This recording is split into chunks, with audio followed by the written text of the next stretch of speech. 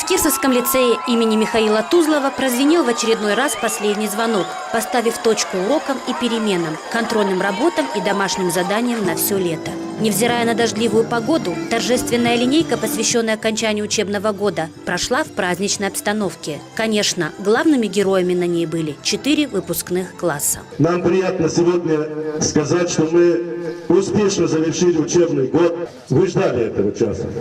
Долго. Вы уже стали самостоятельны, хотя вы были самостоятельны. Я думаю, что вы сумеете выдержать экзамены, найдете ту дорогу, может быть, вы ее уже нашли, но их очень много.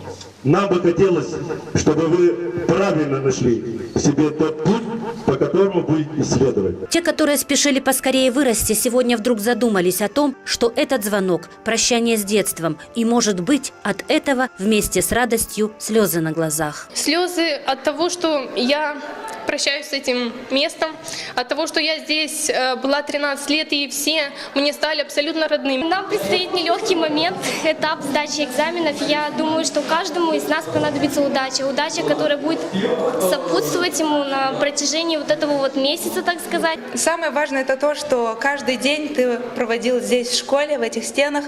Было очень весело, и даже на любую пакость мы шли все вместе. Также радостно и грустно и учителям, которые стали настоящими классными мамами. Ведь это они из года в год были рядом и в радостях, и в бедах. Эти дети, конечно, для меня частичка моей души.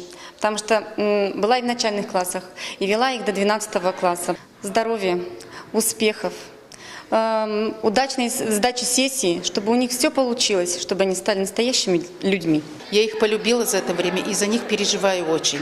Поэтому кажется, когда выпускаешь класс, все время кажется, что ты их любишь больше всего и других не полюбишь. Только малыши, получившие свои первые грамоты за отличную учебу, рады каникулам больше всех. Я очень рада, что закончил 1 класс. Почему?